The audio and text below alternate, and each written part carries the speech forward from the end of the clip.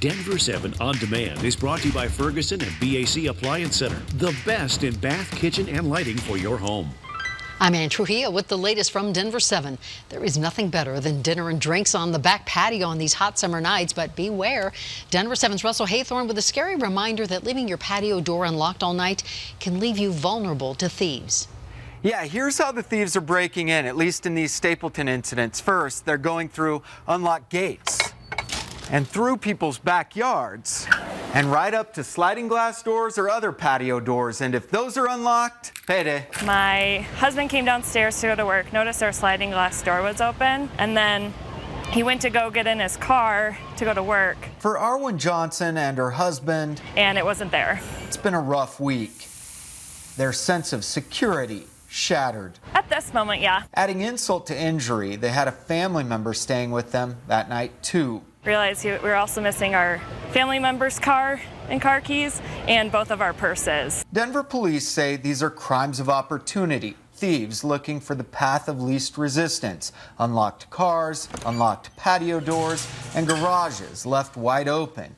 Johnson posted their incident on Nextdoor, and it opened a flood of comments. With people saying similar things have happened to them or their neighbors. So police say leave a patio light on, trim shrubbery immediately around doors so criminals can't hide, lock patio and car doors, and put a padlock on your gate. And even though it's kind of an inconvenience to have to do a combination every time we want to go in and out of our gate, it's just, we don't want to go through this again. In Northfield, none of my property or my husband's car has been returned. Russell Haythorne, Denver 7. The break-in at the Johnsons happened early Monday morning. Police still have not recovered the Johnsons' 2015 black GMC pickup. If you have any information about the theft, call Denver Police. A 16-year-old is under arrest after more than a dozen car break-ins in Bennett. The Adams County Sheriff's Department got 43 complaints from residents in just 2 days. This was back in June. They all said their cars had been broken into, tampered with, and items were stolen. Walked out and found my gas tank cracked way open and opened the full gas tank. There's sugar on the ground leading into the tank. Adams County officials say the 16-year-old suspect was responsible for all the break-ins, and they are reminding everyone, lock up your cars and keep valuables out of sight. The semi-truck driver accused of causing a massive crash on I-70 that killed 4 people was in court today. Police say 23-year-old Rogel Lázaro Aguilera Mederos was carrying lumber when his truck plowed into cars sitting in traffic on I-70 in Lakewood. He was going at least 75 miles an hour and told investigators his brakes failed. Today, one witness said he spotted the truck out of control in Evergreen and tried to call 911. Today, a judge found probable cause in the case, saying the driver knowingly turned into stopped traffic. The hot weather is fueling several wildfires in our state. The Beaver Fire on the left of your screen has been burning for more than a week now. It's burned about 85 acres west of Fort Collins. It's about 25% contained right now. The Tobin Fire, that is burning on Mount Blanca near Alamosa. Planes are dropping water and fire retardant. About 30 firefighters are working on it from the ground. This one has burned about 15 acres and it is 97% contained. A brush fire that broke out near DIA is now out. Crews say the fire sparked just after 3 o'clock in a field near the airport. About 10 acres burned. It did not threaten any structures or impact airport operations. And even with hot weather moving in, Colorado still has a lingering snowpack, which is late for this time of year. The statewide snowpack checked in at 0.2 inches, most of it up in northern Colorado. It is the latest snowpack we have seen since 2011. Hinsdale County is no longer a state of emergency for flooding. Commissioners say the avalanche debris has been removed from waterways and the flood threat has now decreased. This is in the southwestern part of our state where Lake City was concerned about major flooding for weeks. Water levels are still high, so still be careful if you go out on the water.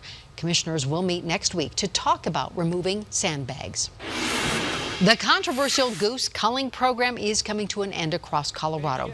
Within the past hour, Denver Parks and Rec told us a USDA permit allowed officials to cull 2,200 geese statewide, and they've already hit that number, so they say they won't be culling any more. 3/4 of those geese were rounded up at 4 Denver area parks, including Garfield and Washington Park. And even though the project is over for now, a group of protesters still wants more details from Denver leaders. They want Mayor Hancock to confirm the city will not kill any more wild birds in 2019. They also want the city to report how many birds were killed and where exactly. The Park Hill Golf Course has officially been sold after a struggle between neighbors, a local school, and the developer. For some background here, this 155-acre golf course closed down in 2018. The course is owned by the Clayton Land Trust and the Clayton Early Learning School, which relies on the golf course for revenue. Well, today, Park Hill finalized a deal with Westside Investment Partners. That company plans to build on the land, and neighbors say they're upset about a new development going in on this green space. One man we spoke to says he wants a park put in instead. If we made it into a recreational area too, then the families will be able to enjoy this, and it's a false choice basically to say we can't have both. Westside Investment promises the new project will benefit the community. They still have several hurdles to clear before they can get approval for any construction. And now from the First Alert Weather Center, here's a look at your forecast. And tomorrow is looking very hot. We should hit a high of 95. And then some storms for the weekend, also in the 90s, and then dropping into the 80s. This has been your Denver 7 On Demand update. Thank you so much for joining us. And check back here later tonight for another update. And download the Denver 7 app for breaking news and alerts. I'm Ann Trujillo.